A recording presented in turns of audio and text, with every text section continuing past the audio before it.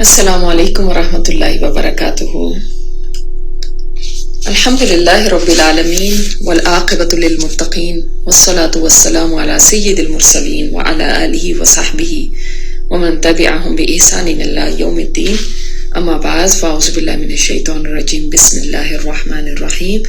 رب اشرح لی صدری ویسر لی امری واحلل عقدۃ من لسانی یفقہوا قولی، رب زدنا علما، اللہم فقہنا فی الدین، اللہم انا نسألک علما نافعا وعملا متقبلا ورزقا طیبا، اللہم انفعنا بما علمتنا وعلمنا ما ينفعنا وزدنا علما، آمین یا رب العالمین۔ قال، اس نے کہا، ربی، اے میرے رب، نجینی، نجات دے مجھ کو، من القوم الظالمین، ظالم قوم سے۔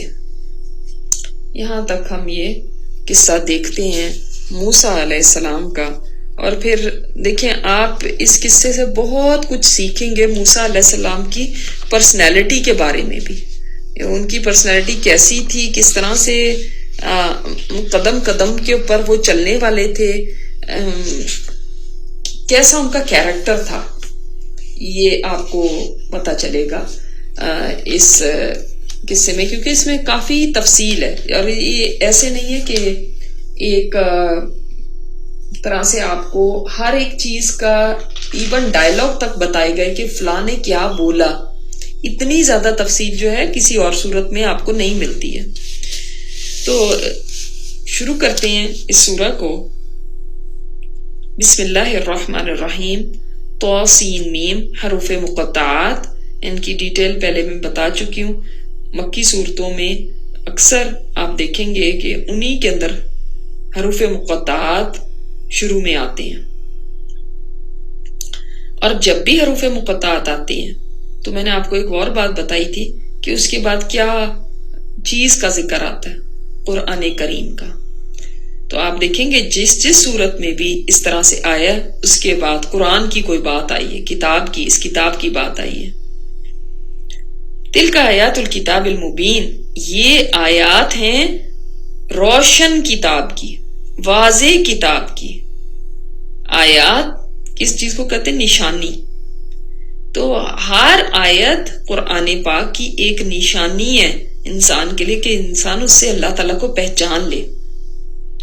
یہ جملے نہیں ہیں، یہ ورس نہیں ہیں، ان کو ورسز سینٹنسز یا اس طرح سے کہنا یہ صحیح نہیں ہے، یہ آیات ہی ہیں۔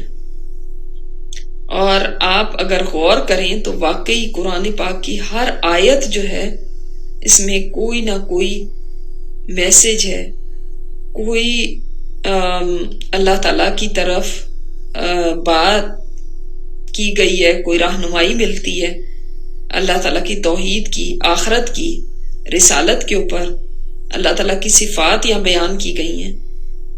تو آپ دیکھیں گے کہ قرآن پاک کی آیات سب کی سب کوئی فالتو نہیں ہے، کوئی اس میں لفظ فالتو نہیں، کوئی غلطی نہیں، کوئی ایک حرف بھی زائد نہیں، کوئی ایک چیز کا بھی آپ یہ نہیں کہہ سکتے کہ یہ نہ بھی ہوتی تو کوئی نہیں تھا۔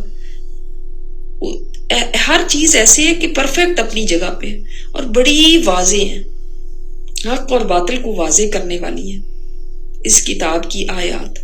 نتلو علیکہ، ہم پڑھتے ہیں آپ پر یہ آیتیں، من نبأ موسیٰ و فرعون بالحق، یہ خبریں ہیں موسیٰ اور فرعون کی حق کے ساتھ، یعنی با مقصد ہے۔ دیکھیں آیات کی ایک یہ خوبی بھی ہے قرآن کی آیات کی، یہ با مقصد ہے، نہیں مقصد ہے اس کے اندر، کچھ ایسے ہی ادھر ادھر کی باتیں نہیں ہیں کہ گھما پھرا کے وہ ادھر ادھر آگے پیچھے کر کے کوئی بات کر دی گئی ہو، نہیں، بلکہ بڑی با مقصد، با حکمت، اور دوسری سچائی پہ مبنی ہے، جھوٹ نہیں ہے ان کے اندر کہ ذرا سا بھی مبالغہ آ رہی ہے۔ اب ہم کوئی قصہ بیان کرنے لگتے ہیں نا، تو کبھی کسی کے ساتھ ہم ہوتے ہیں، کسی کی فیور میں ہوتے ہیں تو اتنا اس کو بڑھا دیتے ہیں، اور جس کے اگینسٹ ہوتے ہیں اس کو اتنا ہی گرا دیتے ہیں، یا بہت ہی ایگزیجریشن کر دیتے ہیں، بات اتنی سی ہوتی ہے ہم اتنی بنا کے اس کو دکھاتے ہیں، بتاتے ہیں۔ تو یہ نہیں، حق کے ساتھ، یعنی جس طرح ہے ایز اٹ از، اور دوسری مقصد کے ساتھ۔ تو یہ قرآن کی آیات ہیں، اور دیکھیں کتاب اتنی واضح ہے کہ کوئی بندہ یہ نہیں کہہ سکتا مجھے کنفیوژن ہے، مجھے سمجھ ہی نہیں آتی، میں تو قرآن پڑھ کے بھی دیکھ لیا، مجھے نہیں پتا چل رہا کہ قرآن پاک میں کیا کہا گیا۔ بہت واضح کتاب ہے، اور اسی لیے تاکہ انسان اس سے ہدایت پا جائے۔ لیکن اللہ تعالیٰ نے گلہ کیا ہے سورہ واقعہ میں، أَفَبِهَذَا الْحَدِيثِ أَنْتُمْ مُدْهِنُونَ، پھر اسی کلام کے ساتھ تم مدہنون یعنی تم بے توجہی کرتے ہو، غفلت برتتے ہو، انکار کرتے ہو۔ یہ تو اتنی عظیم کتاب ہے، اتنا عظیم کلام ہے، پھر اس کو چھوڑ کے تم اور چیزوں کی طرف توجہ کرتے ہو، سوچتے نہیں ہو کہ یہ کہاں سے اتری، عرش معلیٰ سے، لوح محفوظ سے، اور کیسے اتری، کتنے بڑے فرشتے، عظیم فرشتے کے ذریعے اللہ تعالیٰ نے اپنا یہ کلام اپنے نبی پہ اتارا۔ اللہ تعالیٰ خود رحمان اور رحیم، یہ کلام رحمہ، اور جس نبی پہ اترا وہ بھی رحمت للعالمین، رحمت ہی رحمت ہے اس میں، پھر بھی اس کی طرف سے بے توجہی، پھر بھی اس کی طرف سے بے تنائی، پھر بھی اس کو اس کا حق نہ دینا، جبکہ تم دیکھ رہے ہو کہ اس کتاب کی شان کتنی بلند ہے۔ اللہ تعالیٰ کا تو ویسے ہی کوئی فیصلہ جب اوپر سے اترتا ہے، اللہ تعالیٰ کوئی بھی فیصلہ جب نازل فرماتا ہے تو فرشتے جو ہیں ان کی حالت یہ ہو جاتی کہ ہیبت کے مارے وہ گر کے بے ہوش ہو جاتے ہیں، اور جب آہستہ آہستہ وہ ہوش میں آتے ہیں تو ایک دوسرے سے پوچھتے ہیں کہ کیا حکم اترا، کیا حکم اترا، تو ہر طرف سے آواز آتی حق حق، یعنی بالکل سچی بات ہے، سچا فیصلہ، سچی بات۔ تو یہ تو فرشتوں کا حال ہوتا ہے جو اللہ تعالیٰ کا فیصلہ صادر ہونے پہ ان کی حالت ہو جاتی ہے، بے ہوش ہو کے گر پڑتے ہیں۔ اور تمہارا رویہ کیا ہے اس کلام کے ساتھ کہ تم بے توجہی کرتے ہو، انکار کرتے ہو، اور جو کہتے بھی ہیں کہ ہم ایمان رکھتے ہیں اس پہ، وہ بھی دیکھ لیں کہ کتنی اہمیت دیتے ہیں وہ اس کو، اس کی بات کو، اس کے احکامات کو، اس کی خبروں کو، جبکہ حق کی حق ہے اس کے اندر، کوئی بات جھوٹ پہ مبنی نہیں، کوئی بات ایسے ہی نہیں بتا دی گئی کہ ایسے ہی چلو جنت جہنم کے قصے بتا دیے جائیں۔ جیسے بعض لوگ، اللہ تعالیٰ معاف فرمائے اس بات سے بھی، کہ بعض لوگ ایک سمجھتے ہیں اور کہتے ہیں کہ جنت کے تو اسی طرح ایسے ہی بس خوشخبریاں دی گئیں تاکہ لوگ دنیا میں اچھے کام کریں، اور جہنم تو بس ڈراوے کے طور پہ بتائی گئی، نہیں، اللہ تعالیٰ نے جہنم میں پھینکنا وینکنا نہیں ہے، بس ڈراوے کے طور پہ بتائی گئی ہے تاکہ لوگ ڈر جائیں اور دنیا میں اچھی طرح سے رہیں۔ تو لیکن یہ ہے کچھ بھی نہیں، تو ایسا نہیں ہے، اس کی ہر بات حق ہے۔ تو پھر بھی اگر انسان یہ کہے کہ ٹھیک ہے حق تو ہے، لیکن جی ہمارا مسلک یہ کہتا ہے، ہمارے رسم و رواج یہ کہتے ہیں، ہماری برادری یہ کہتی ہے، تو پھر تو یہ اس کا حق ادا نہ ہوا، پھر تو انسان اس کے ساتھ ظلم کرنے والا ہے۔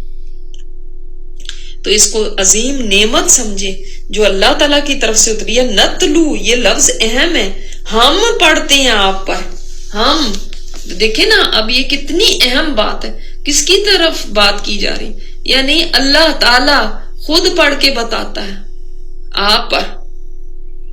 تو قرآن پاک کی آپ کو چین مل جاتی ہے کہ یہ آپ صلی اللہ علیہ وسلم کی طرف سے نہیں ہے، بلکہ یہ اللہ تعالیٰ کی طرف سے تلاوت کیا گیا ہے قرآن کی، یعنی پورے چین پیچھے جا کے جڑ جاتی ہے کہ نبی صلی اللہ علیہ وسلم کو جبرائیل علیہ السلام نے سنایا، جبرائیل علیہ السلام کو اللہ تعالیٰ نے بتایا۔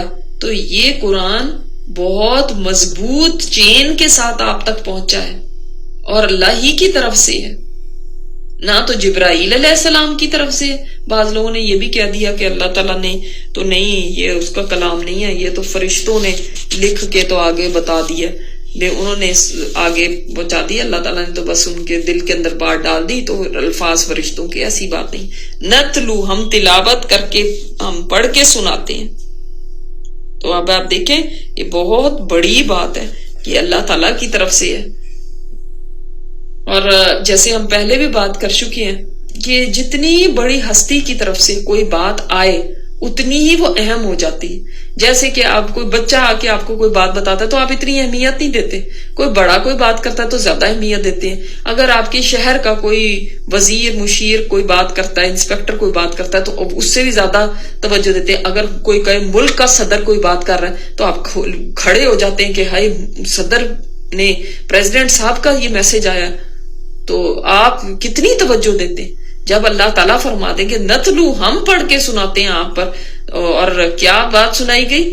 نبأ موسیٰ و فرعون، موسیٰ علیہ السلام اور فرعون کی خبر، بڑی اہم خبر ہے یہ. اور کیسے پڑھ کے سناتے؟ بالحق، حق کے ساتھ. یہ با مقصد ہے. ایسے ہی کہانی نہیں سنائی گئی جیسے کوئی بچے کو ماں کوئی کہانی رات کو سنا دے کے سو جائے. نہیں، اس طرح سے نہیں کہ چلو آپ کا دل بہلانے کے لیے کوئی کہانی ہی سنا دی جائے آپ کو. یہ نہیں، بڑی با مقصد ہے، اس کے پیچھے کوئی حکمت ہے. اور کس کے لیے؟ لقوم یؤمنون، اس قوم کے لیے جو ایمان لاتی ہو. سن تو سبھی لیں گے لیکن فائدہ اسی قوم کو ہوگا جو ایمان رکھنے والی ہو، جو واقعی جب قرآن کی آیتیں اتریں اور جو کہیں کہ ہم اس کو مانتے ہیں، فائدہ تو انہی کو ہوگا نا. جن کا ایمان ہی نہ ہو ان کو کیا فائدہ ملے گا؟ جو مانے ہی نہ، جو اس کو بس ایسے ہی قصہ کہانی ہی سمجھے.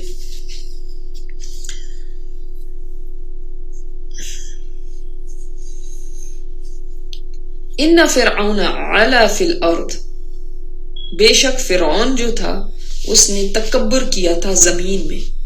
وجعل اہلہا شیعا، اور اس کے رہنے والوں کو گروہوں میں بانٹ دیا تھا.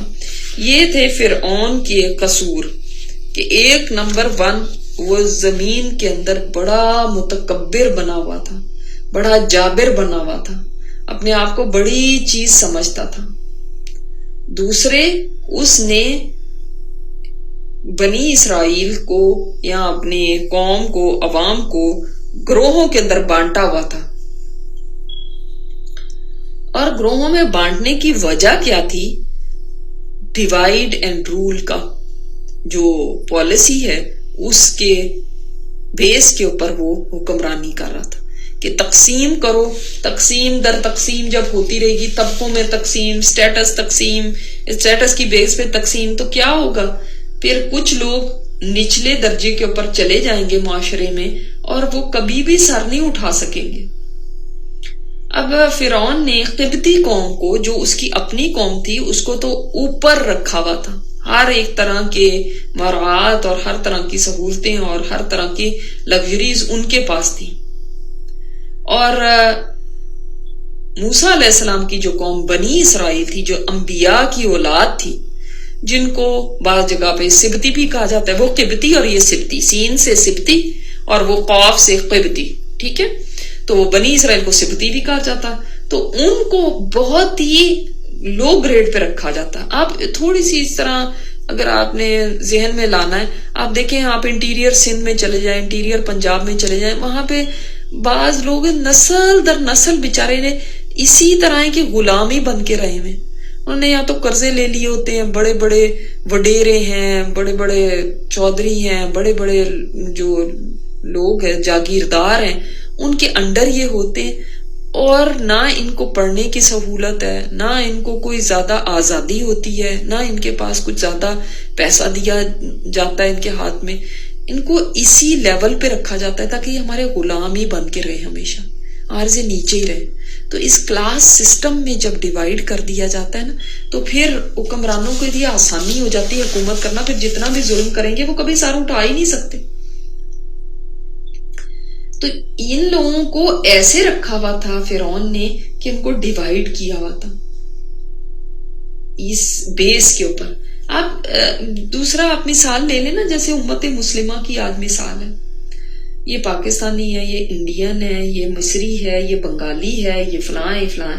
الگ الگ گروہوں میں جب کوئی قوم خود کو بانٹ لے، امت خود کو بانٹ لے، اور پھر اس کی بیس کے اوپر ہی وہ اپنے مفاد رکھے کہ ہم ہیں تو ہمارے مفاد ہی ہیں، دوسرا چاہے جلے کٹے مرے، ہمیں اس سے کوئی فرق نہیں پڑتا. تو تب کسی تیسری قوت کو حکمرانی کرنا آسان ہو جاتی ہے. تب ان کو، چونکہ وہ کٹے پھٹے ہوتے ہیں، کسی ایک کو بھی مار پیٹ لو، دوسرا کوئی کچھ نہیں کہے گا، تو پھر تو آسانی ہو گئی نا. وہ لوگ جو جڑ کے رہنے والے تھے، متحد ہوتے ہیں، ان کو توڑنا اور ان کے اوپر حکمرانی کرنا زیادہ مشکل ہوتا ہے کہ وہ ایک بن کے رہتے نا. آپ نے وہ سٹوری سنی ہوگی، بچپن میں ہم سنتے تھے، وہ ایک باپ تھا مرنے لگا، اس نے بیٹوں کو نصیحت کی، ان کو کہا کہ آپ لکڑیاں لے کر آؤ. ایک ایک لکڑی لائے تو اس کو توڑ دیا، ایک ایک کو توڑا تو آسانی سے ٹوٹ گئی. پھر کہا اور لے کر آؤ. جب ان کو لائے وہ تو ایک گٹھا بنا لیا، اور اس نے اس کے بعد ان کو توڑنے کی کوشش کی تو وہ گٹھا نہیں ٹوٹا. تو اس نے بچوں کو سکھایا کہ جب تک تم جڑ کے رہو گے، مل کے رہو گے، کوئی تمہیں توڑ نہیں سکے گا. لیکن جب تم الگ الگ ہو جاؤ گے، تمہاری طاقت پارا پارا ہو جائے گی، تم پھر کبھی بھی کسی کے لیے بھی ترنے والا بن جاؤ گے، کبھی بھی تم مضبوط نہیں ہو سکو گے. مضبوطی تب آتی ہے جب اتحاد ہو، اتفاق ہو. آپ چاہے خاندان میں دیکھ لیں، چاہے آپ ملکوں میں دیکھ لیں، چاہے آپ امت میں دیکھ لیں. آپ دیکھ لیں نا، اب ملکوں میں بھی کیا ہوتا ہے جب لوگ ایسے رہنے لگتے ہیں کہ کوئی کہہ رہا ہے کہ میں زبان کی بیس پہ میں سب سے بڑا ہوں اور سارے میرے سے فرق ہیں اور میرے سے نیچے ہیں. کوئی اپنی ذات پات، کوئی فرقوں کی بیس پہ بٹا ہوا ہے، کوئی برادریوں کی بیس پہ بٹا ہوا ہے، کوئی یہ صوبوں کی بیس پہ بٹا ہوا ہے. تو پوری امت کی بات تو چھوڑ ہی دیں، ایک ملک میں بھی رہتے ہوئے مسلمان ایک نہیں ہو کے رہتے. اور آج ہم اسی بات کا تو رونا روتے ہیں کہ ہائے کاش مسلمان سارے ملک ایک ہو جاتے، تو آج ہمارے لیے یہ دن نہ دیکھنے پڑتے کہ کہیں کوئی قرآن کو جلا رہا ہے اور کوئی ہمارے نبی کی توہین کر رہا ہے کارٹون بنا کے، اور کبھی کوئی کچھ کر رہا ہے، کبھی کوئی کچھ کر رہا ہے. اگر ہم آج ایک ہوتے، لیکن ہم چونکہ ایک نہیں ہیں تو اس لیے بہت ہی آسانی ہے، کوئی بھی اٹھتا ہے جوتا مارتا ہے اور کچھ بھی نہیں، ادھر سے جوتا کھاتے ہیں پھر دوسرا گال آگے کر دیتے ہیں، ہم یہاں پہ بھی مار دو. یہ آج ہمارا حال ہو گیا، اس لیے کہ ہم بٹ گئے نا، تقسیم ہو گئے. تو اور تقسیم تو ہماری ختم ہی نہیں ہوتی. پہلے ملکوں کی بیس پہ تقسیم، پھر صوبوں کی بیس پہ تقسیم، پھر قومی زبان کی بیس پہ آپ یہ زبان بولتے ہیں، ہم یہ زبان بولتے ہیں، تقسیم کر دیا اپنے آپ کو. پھر برادریوں کی بنیاد پہ تقسیم، اس میں بھی چین نہیں آیا. پھر خاندانوں کی بنیاد پہ تقسیم، برادری کے اندر بھی ایک سب برادری ہے. یعنی کتنا خود کو ہم توڑیں گے، کتنا ہم اپنے آپ کو تقسیم کریں گے. ہر جگہ آپ دیکھ لیں یہ ٹوٹ پھوٹ ہے. اور پھر اسی وجہ سے آج آپ دیکھتے ہیں کہ ایک دوسرے کے خلاف ہی ہم باہر والوں کی مدد کرتے ہیں اور خود اپنوں کو مارتے ہیں. باہر والا تو بعد میں مارے گا نا، پہلے خود ہی مارتے ہیں پھر، کیونکہ ٹوٹے میں ہے نا، بٹے میں. یہی فرعون نے کیا. اور اسی وجہ سے پھر یہ حال ہوا کہ یستضعف طائفۃ منہم، کمزور سمجھتا تھا ایک گروہ کو ان میں سے کہ یذبح ابناہم، ان کے بیٹوں کو ذبح کر دیتا تھا. ان کے اندر یہ طاقت قوت ہی نہیں تھی کہ ایسی بات جو کہ کسی بھی مذہب والے کے سامنے آپ رکھ دیں، کوئی بھی انسان ہو وہ اس چیز کو برا سمجھتا ہے. اس کی فطرت میں یہ چیز ہے کہ معصوم بچے جن کا کوئی قصور نہیں ان کو ذبح کیا جائے. نفرت انسان کے اندر سے ہوتی ہے اس چیز کی، اس میں کسی مذہب وغیرہ کی بات نہیں، اللہ تعالیٰ نے اندر ڈالی ہوئی ہے انسان کی فطرت میں. لیکن ایسی چیز کو بھی وہ کوئی ریزسٹنس نہیں دکھا سکے، ان کے سامنے ان کے بیٹوں کو ذبح کیا جاتا تھا. یعنی کتنی وحشت ناک بات ہے یہ ذبح کرنا ہے. یہ ذہن میں آتے ہی انسان کو کتنی جرجری سی آ جاتی ہے کہ یہ کتنا بڑا ظلم تھا، اور وہ بھی معصوم بیبیز کو. اور یہ دیکھتے تھے اپنے سامنے لیکن کچھ بھی نہیں کر پاتے تھے. جیسے آج ہمارے سامنے جب ہمارے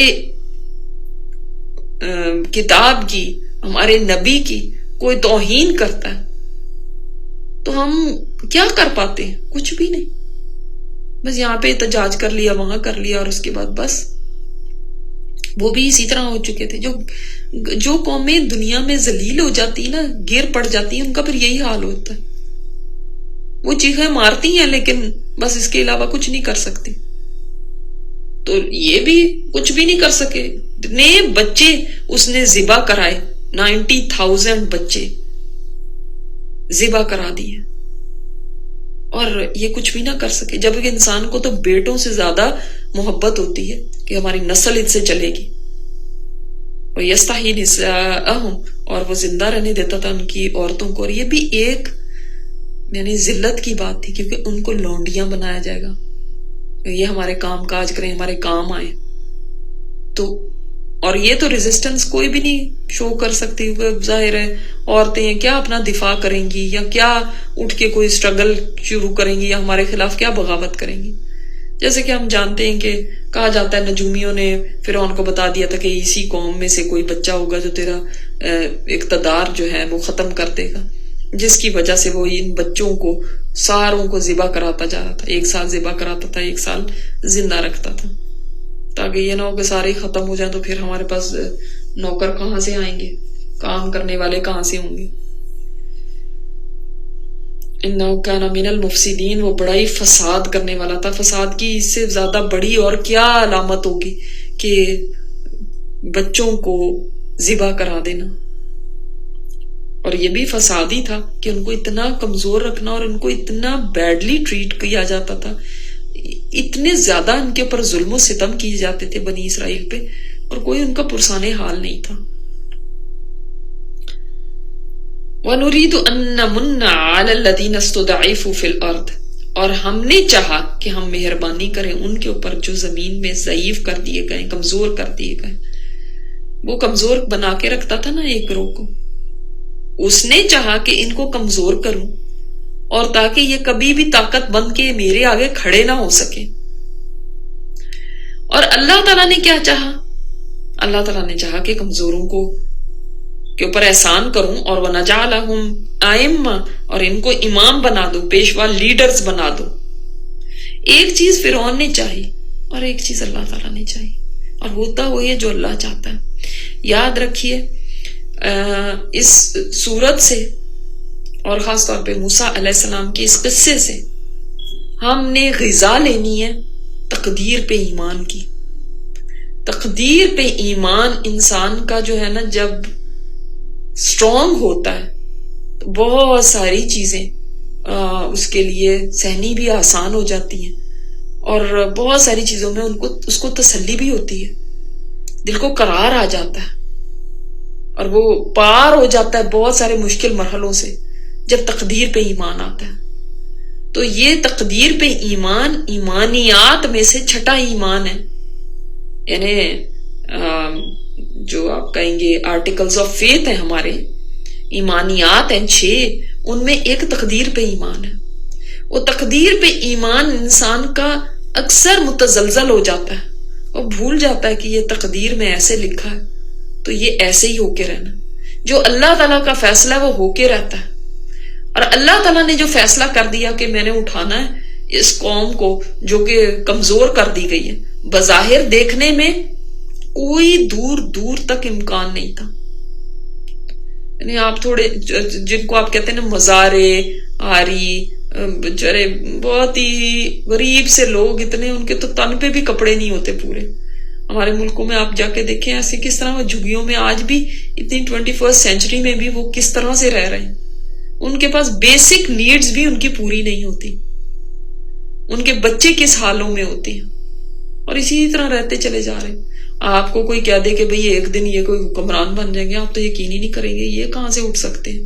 ان بیچاروں میں کہاں اتنی طاقت ہے, ان کے دن کہاں پلٹ سکتے ہیں. یہ تو نسلوں سے ایسے ہی چل رہے ہیں, تو ذرا سر اٹھانے لگتے ہیں ان کو ختم کر دیا جاتا ہے, کوئی پوچھنے والا کوئی بھی نہیں ہے. اب سوچے نا فرعون کے دور کے اندر اگر بچوں کو ذبح کیا جاتا ہے تو وہاں پر کوئی سر اٹھا کیسے سکتا ہے, اور کوئی پرسان حال ہے ہی نہیں, کوئی پوچھنے والا نہیں کہ فرعون تو نے ایسے کیوں کیا. اب یہ تو ایک بیسک بات تھی نا, کیا کوئی قبطی ایسا نہیں تھا جو کھڑا ہو کے کہتا کہ یہ تم کیا کر رہے ہو, اب وہی فرعون کے خلاف بغاوت کر دیتا. اس کا مطلب سبھی اس کے ساتھ تھے, اس کا مطلب اس کی ہاں میں ہاں ملانے والے تھے, ان کو مراعات ملتی تھی, وہ طاقتور تھے, وہ اس سے خوش تھے. تو یہ اپنے لوگوں کو خوش رکھتا تھا, ان کو دبا کے رکھتا تھا. وَنَجَعَلَهُمُ الْوَارِثِينَ, اور ہم نے چاہا کہ ہم ان کو وارث بنا دیں. تو جب اللہ تعالیٰ چاہ لے نا کوئی چیز، وہ کوئی ارادہ کر لے، تو اس کے ارادے کو کون ٹال سکتا ہے؟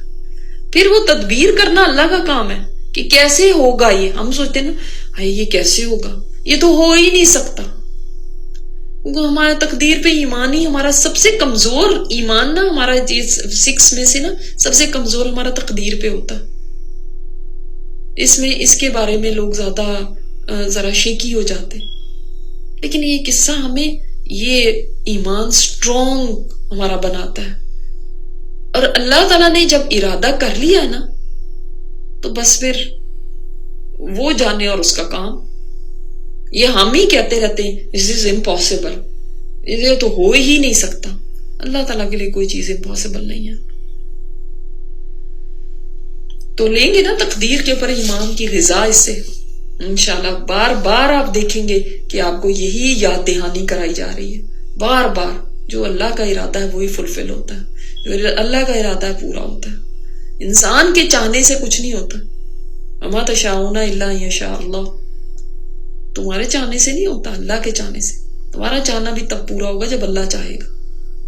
تو اس نے تو یہ ارادہ کیا ایک بچے کی خاطر کہ ایک وہ بچہ جو نجومیوں نے بھی کہہ دیا، تو ایک وہ بچہ ہوگا جو تیرا اقتدار ختم کرے گا. اس ایک بچے کو ختم کرنے کے لیے اس نے کتنے بچے مروا دیے.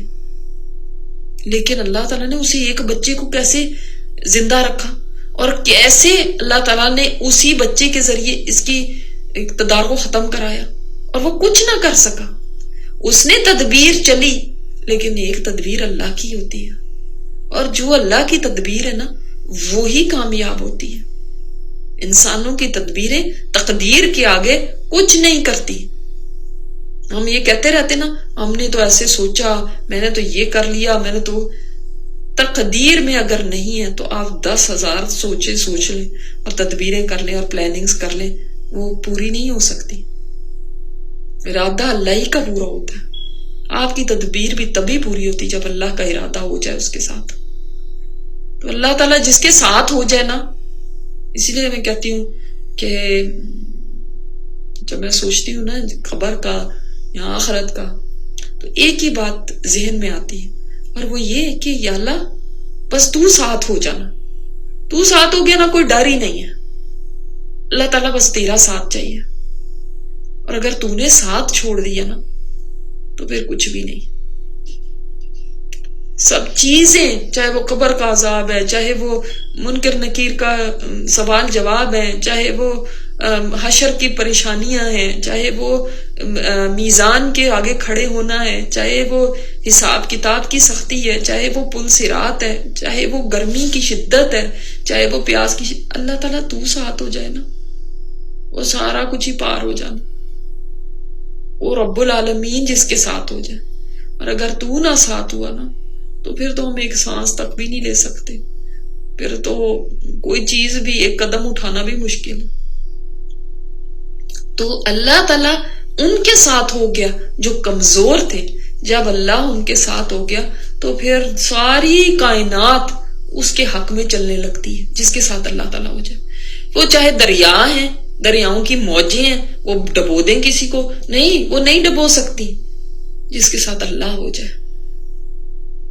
ٹھیک ہے، وہ چاہے فرعون جیسا ظالم اور جابر ہے، وہ کوئی کچھ نہیں بگاڑ سکتا جس کے ساتھ اللہ ہو جائے. وہ فرعون کے لشکر ہیں جن کے آگے بات آ رہی ہے، وہ چاہے کتنے بھی خلاف ہو، وہ بھوکے کتوں کی طرح ڈھونڈتے پھرتے کہ کہاں کوئی بچہ پیدا ہوا ہے تو اس کو ذبح کر دیا جائے. وہ جتنا بھی چاہ لیں، وہ جتنا بھی تلاش کریں، اللہ ساتھ ہے تو وہ کچھ کر ہی نہیں سکتے. وہ بھی اندھے ہو گئے، ان کو بھی نہ نظر آیا. اللہ ساتھ ہے تو فرعون کے محل میں جا کے بھی ایک اسرائیلی بچہ سروائیو کر رہا ہے. باہر کے بچے ذبح ہو رہے ہیں، باہر اسرائیلی بچے جان سے جا رہے ہیں، اور فرعون کے محل میں اسرائیلی بچہ پل رہا ہے. فرعون ہی ہے جو حکم دینے والا ہے کہ سب کو قتل کر دیا جائے، لیکن اس کے سامنے وہ بچہ پرورش پا رہا ہے. تو بات بوائل ڈاؤن ہو کے کہاں آتی ہے؟ آپ اس سارے سے کیا نتیجہ لیتے ہیں؟ کہ اللہ تعالیٰ کا ساتھ، وہ جس کے ساتھ ہے وہ چاہے کتنا ہی کمزور ہے، آج وہ کمزور نظر آ رہا نا، وہی طاقتور ہے اصل میں. جس کے ساتھ اللہ نہیں، چاہے وہ کتنا ہی طاقتور نظر آ رہا ہے نا، وہ بڑا ہی کمزور ہے. اس کی کمزوری کا آپ اندازہ ہی نہیں لگا سکتے. پھر تنکوں کی طرح وہ ڈوب رہا ہے سمندر کے اندر، اور کوئی پرسان حال نہیں. وہ جو لشکروں کا بڑا سب سے بڑا وہاں کا بادشاہ تھا، اپنے آپ کو وہ رب کہتا تھا،